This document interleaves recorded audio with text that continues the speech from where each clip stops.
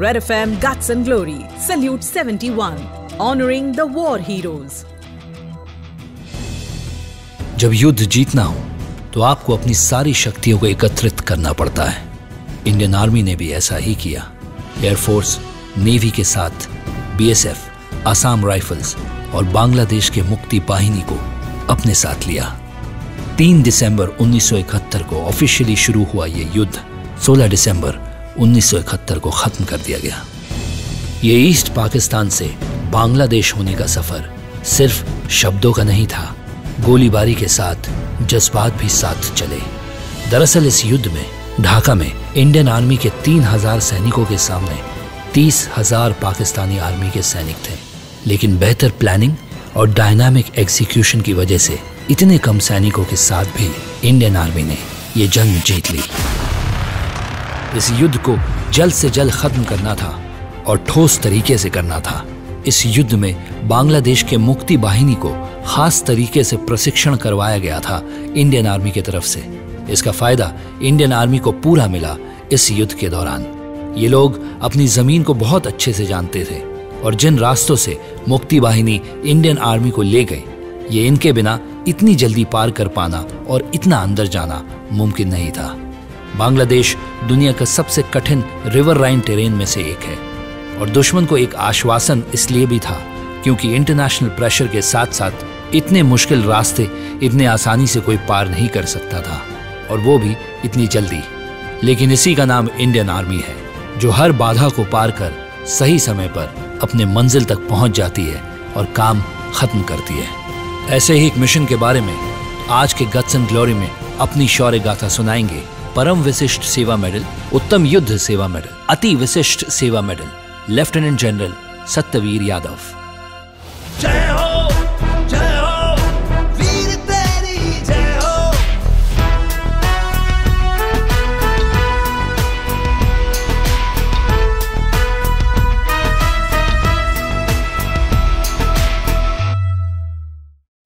जय हो, जय हो, वीर तेरी जय हो।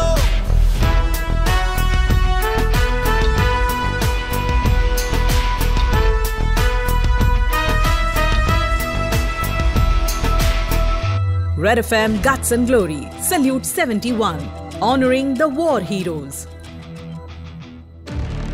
गट्स एंड ग्लोरी के आज के एपिसोड में हमारे साथ हैं परम विशिष्ट सेवा मेडल, उत्तम युद्ध सेवा medal, Ati Vishisht Seva medal lieutenant general Satyavir Yadav. इनका मेन काम था मुक्ति योद्धाओं को ट्रेनिंग देना, जिससे कि एक सपोर्ट इंडियन आर्मी को और बहुत ही इंपॉर्टेंट सपोर्ट तैयार हो सके।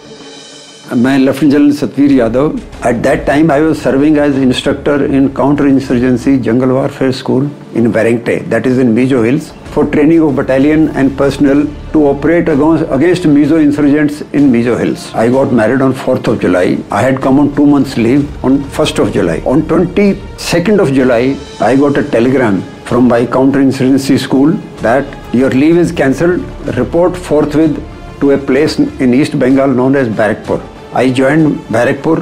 हमारा मिशन जो था वो एक्चुअली लड़ाई से पहले था। फर्स्ट वाइल ईस्ट पाकिस्तान के स्टूडेंट्स और जो लड़के थे जो उन्होंने चुने, जो यहाँ पर इन्फिल्ट्रेट होकर आए थे, उनको मुक्ति बाहिनी रेज करना, मुक्ति बाहिनी के लिए ट्रेन करना। उसके लिए हमारे जनरल मानेकशॉ की स्ट्रेटेजी ये थी कि हम पाकिस्तानी लाइन्स के पीछे हम ऐसे ऑपरेशन करें कि पाकिस्तानी आर्मी का बहुत सा हिस्सा, रिसोर्स जो है वो पीछे डाइवर्ट हो जाए, पीछे कमिट हो जाए। उसके अलावा उसका ध्यान बजाय सामने के थोड़ा पीछे की तरफ डाइवर्ट हो जाए। And conducted operation against the Pakistani army in depth areas till November last week.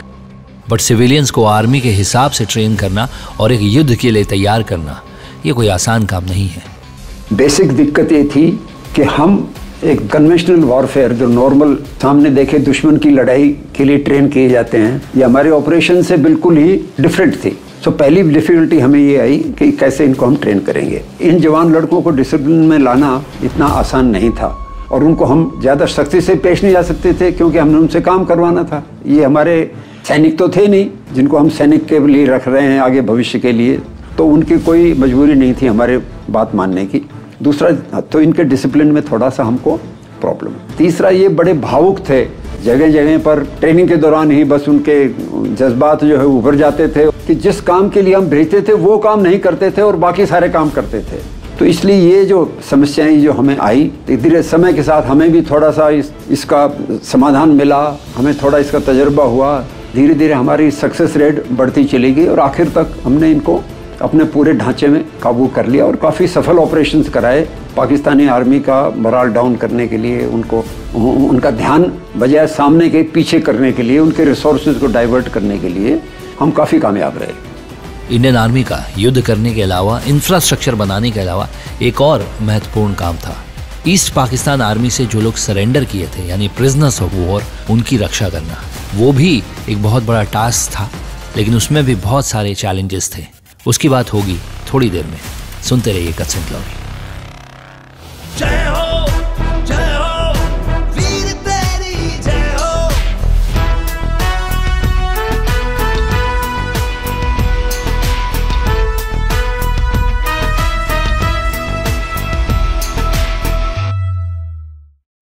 जय हो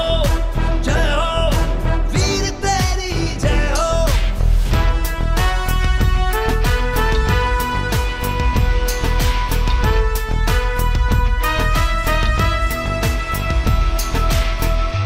Red FM Guts and Glory Salute 71 honoring the war heroes.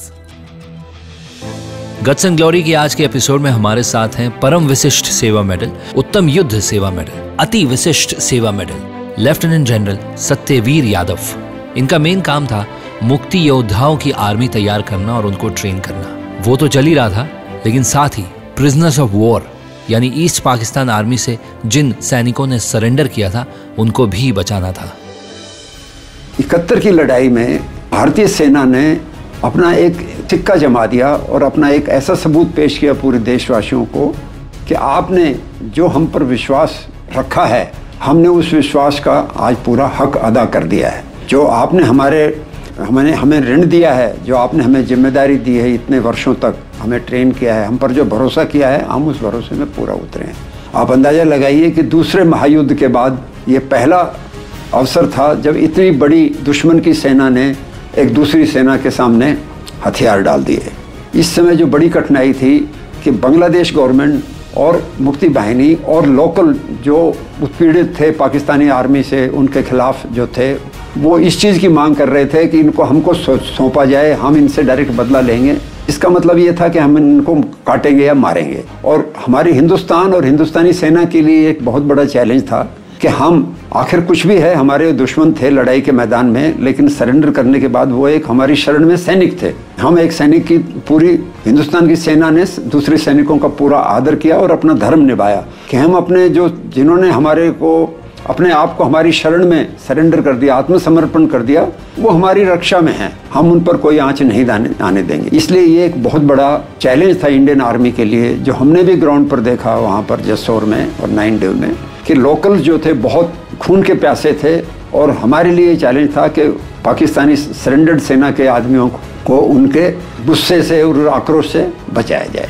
ऐसा युद्ध शायद ही दुनिया के इतिहास में कभी हुआ हो, तो डेफिनेटली कुछ मेमोरेबल मोमेंट्स तो होंगे ही। मुझे बड़ा ताज्जुब हुआ, पहली बार मैंने कुछ लोकल लोगों को देखा जो हमें काजू, किशमिश और ये टोडी पिला रहे थे और खिला रहे थे हमें भुने हुए, जो बाद में मुझे पता लगा कि ये जो है एक राष्ट्रीय ऑर्गेनाइजेशन है। हमारी बहुत अपनी तरफ से हमारी पूरी देखभाल की।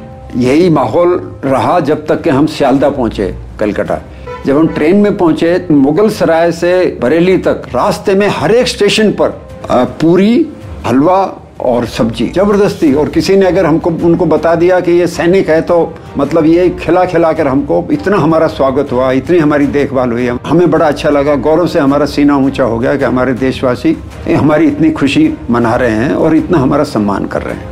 कि 62 की लड़ाई के सेटबैक के बाद, 65 की लड़ाई के बाद में ये पहला अवसर था जब एक हिंदुस्तानी गर्व से सिर ऊंचा करके अपनी सेना का मान बढ़ाता था, अपनी सेना को धन्यवाद करता था, अपनी सेना का आदर करता था। सत्यवीर यादव जी की शादी को अब सिर्फ 20 दिन हुए थे और 20 दिन के अंदर ही इन्हें जाना था फ्रंट पे लड़ाई करने के लिए। क्या थी उस समय घर के हालात, बताएंगी इन्हीं की धर्मपत्नी उर्मिल यादव मैम थोड़ी देर में। Stay tuned.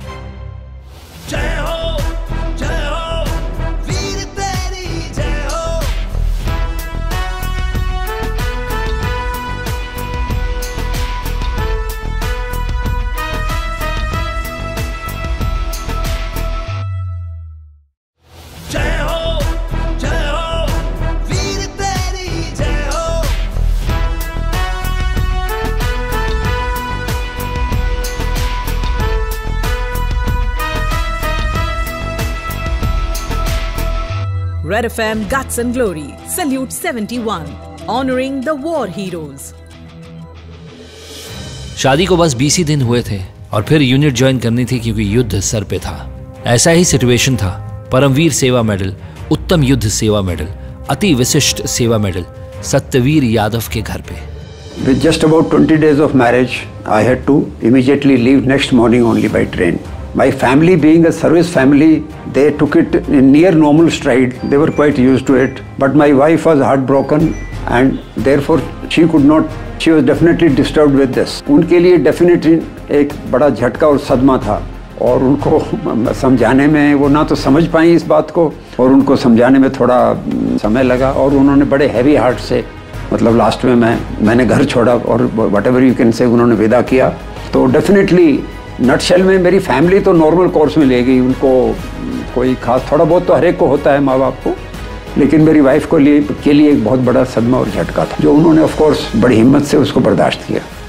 पर उनकी धर्मपत्नी उर्मिल यादव, उनके मन में क्या चल रहा था? I am Urmil. I am married to Lieutenant General Satyaveer Yadav. When I got married in 1971, it was very, like, the respect was much more. Patriotism becomes a part of your heart and soul, actually. It comes from within. Nervous feeling थी, थोड़ी anticipation, news क्या आएगी. There were no phones, no way of communicating. Letters were the only communication. And letters also were censored at that time. So we were not supposed to, like, he knows that he did not have to mention anything. So in one of the letters he had written that in case something happens to me, this is what you should do.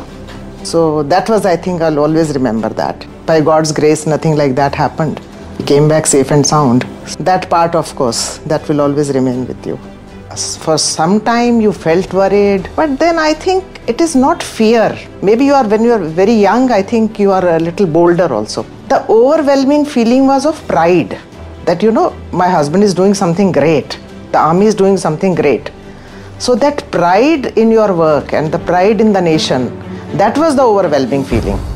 एक खास message है आपके लिए ma'am की तरफ से। I think that should always remain eternal. That is, your country and the duty to your country should always come first. Whichever profession you are in. You may be married to an army person, that of course would require a lot of sacrifice, lot of adjustment, lot of adaptation. But in every other profession also, I strongly feel that your country should always come first. Nation should always come first. ऐसे ही brave hearts और उनके परिवारों की कहानी चलती रहेगी guts and glory salute 71 में। अगले हफ्ते मिलेंगे एक और वॉर हीरो के साथ। Stay tuned to Red FM.